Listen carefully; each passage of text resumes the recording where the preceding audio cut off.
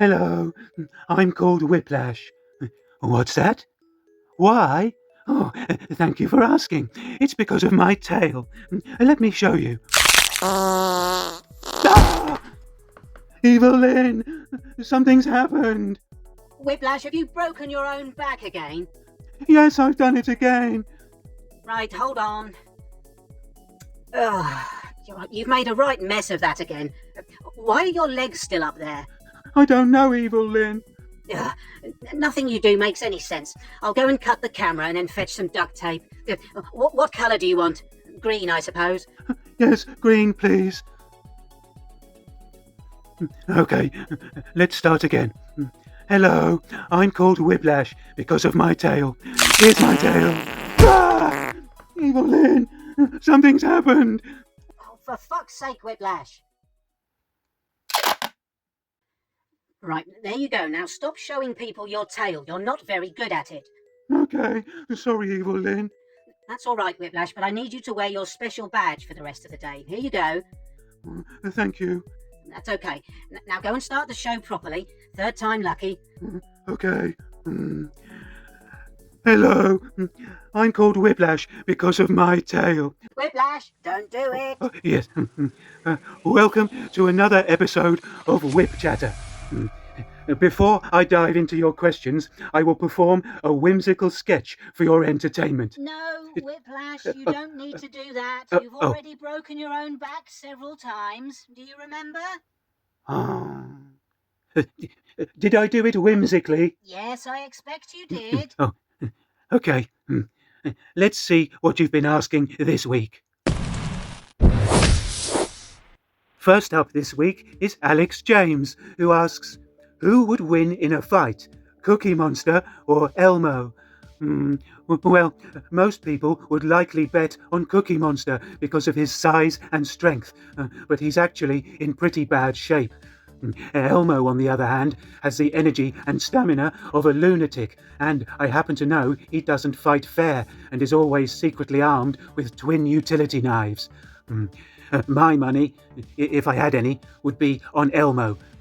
Thanks, Alex. Weapon Zero would like to know how strong my tail is and asks how many pounds or kilograms I can lift with it. I haven't had it officially tested, but I can lift or move objects of around 250 kilograms, which is about 550 pounds. However, I cannot lift pounds and kilograms at the same time. Thanks, Weapon. K-Dog has been in touch with the following words. You don't care for me, and I don't care about that. You got a new fool, ha. I like it like that. I have only one burning desire. Can I stand next to your fire? I don't have a fire. Evil-Lyn, did you hear the question? Yes, Whiplash, I'm asking Google. Okay. Now, it seems that K-Dog is referencing a Jimi Hendrix song. Why has he done that? I honestly have no idea, Whiplash. How should I respond? I suggest you quote some lyrics to a song he's probably never heard of. Okay. Let this be my writ of misanthropy to a thankless world of men who have perfected nothing save the art of accusation. Thanks, K-Dog.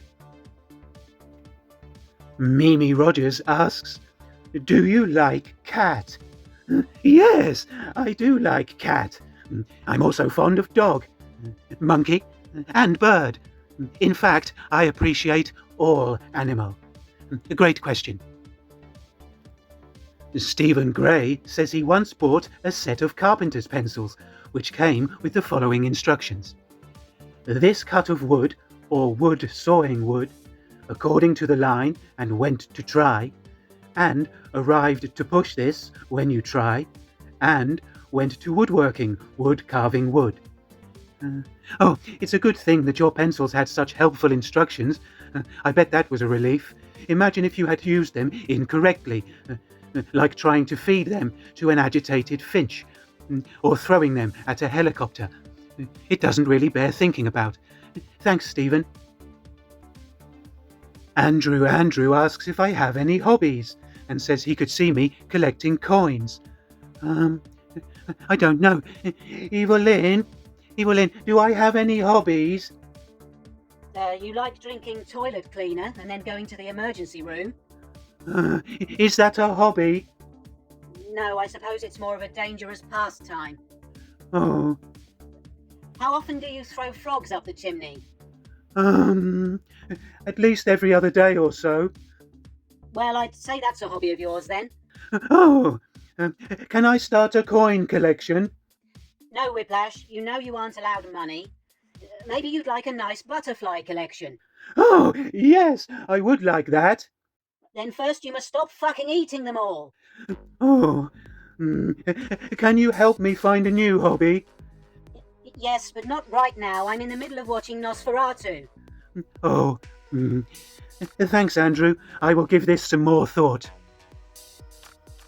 Arch Stanton asks, is it true that you wanted to move in with the Ninja Turtles and Skeletor wouldn't allow it? No, you've got your wires crossed, sir. I wanted to move in with Michael Dudikoff from American Ninja, who also happens to keep terrapins.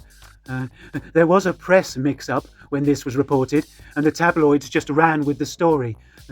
However, it is true that Skeletor objected to the move out of concern for my welfare, as he knows I am startled by sudden use of whip, snap, and crash zooms. Ah! Jason Raphael Murdoch asks, Taco Bell, KFC, or Subway? Which dumpster would you most like to rummage through? Jason also wishes me a Sydney Sweeney's Brazier type of week. Well, I think KFC would provide the best dumpster diving experience, mainly because of the higher percentage of bones to be found. However, I am puzzled by your parting wishes, as I don't understand the significance of Miss Sweeney's fire container, however willful my misunderstanding may be. Thanks, Jason. The Flyer Tractor writes, with Skeletor gone and never coming back, will you be having a rumble cell to clear out his junk and then renting out his bedroom? Asking for a fiend. Well, I don't know what a rumble cell is, but if it's anything like a jumble sale, then no. I will cry all over his belongings, and if Panther doesn't come back, I will ask Evil-Lyn if I can sleep at the bottom of Skeletor's bed. Now you've made me sad. Retro Toy Guy Sai has a devilish question. 80s, 90s, or noughties? Which decade's version of Madonna would be best to help unblock a drain, and what should she be wearing?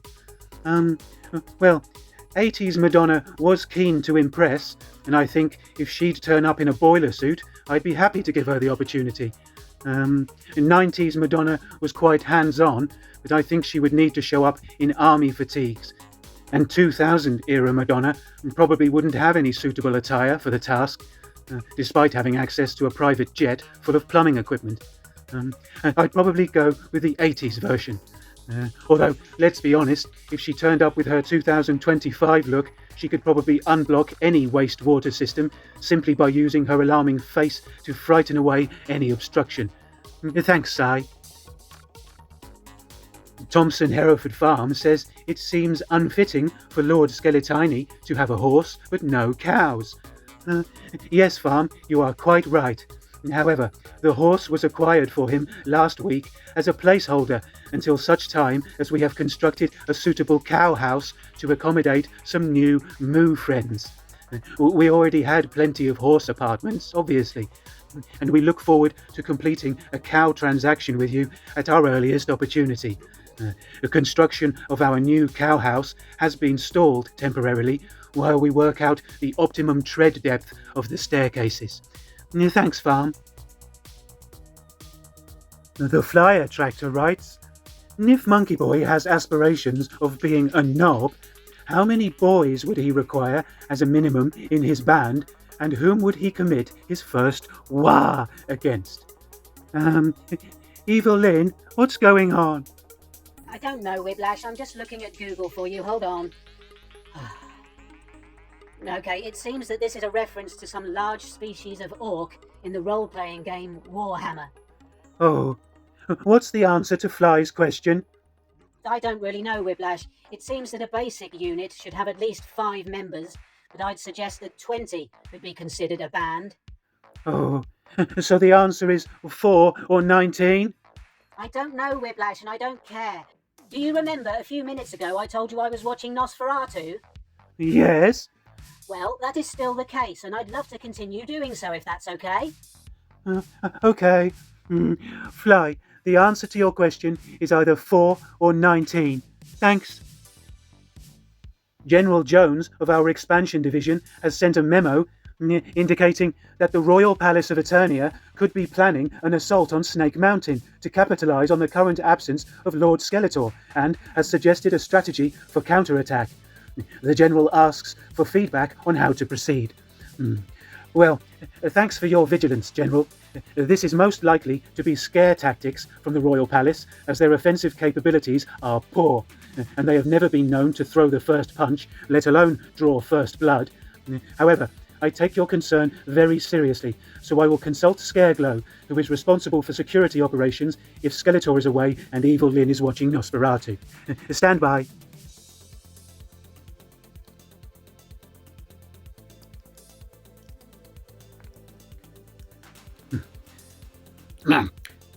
A good day, General. I have been apprised of your appraisal. Thank you for your diligence. I believe the purported security risk is likely unlikely. The Royal Palace are a bunch of fannies. However, in case those fools have grown a pair, it would be prudent to step up our defense measures.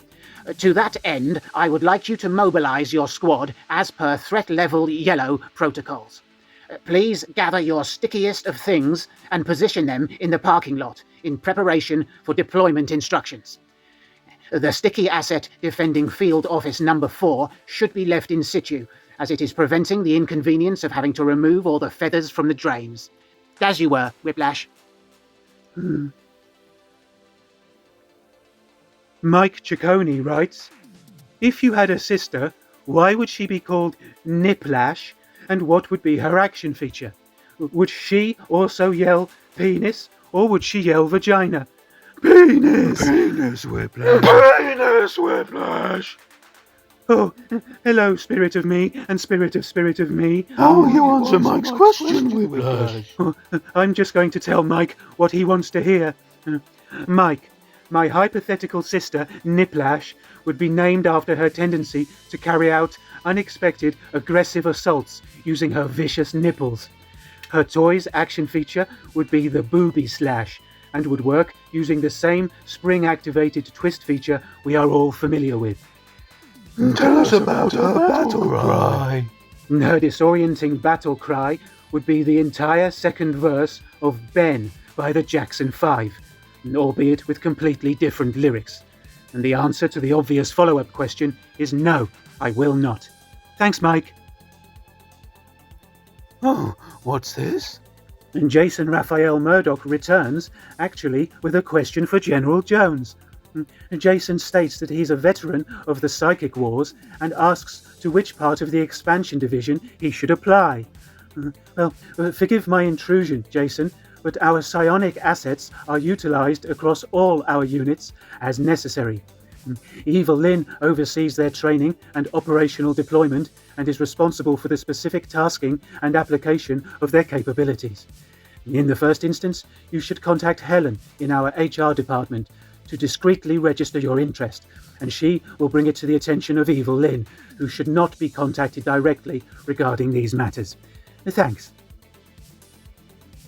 Paul Wilson wonders if we could show a blooper reel. Well, it's a great idea, Paul, but I must be honest, we don't usually fuck things up very often, and if we do, the footage is not very amusing. Occasionally we've included a blooper at the end of the show in which it happened, but even combined, these would make for a very short and unfunny video of Monkeyboy occasionally shouting motherfucker at himself. Sorry for the disappointment. Here's a photo of a leopard licking an old book.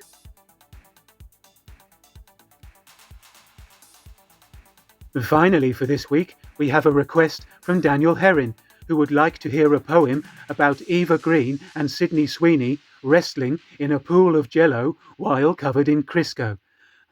Sure, Daniel, I can do that. Here you go.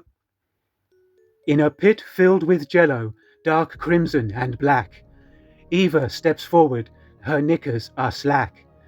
Sydney stands silent, eyes cold as steel, both greased with Crisco like buttered up seals. No cheers from the crowd, just a low humming tone. Combatants are ready, bikinis are thrown. Off. Their limbs lock together, a slippery spell, two angels of chaos in a gelatin hell.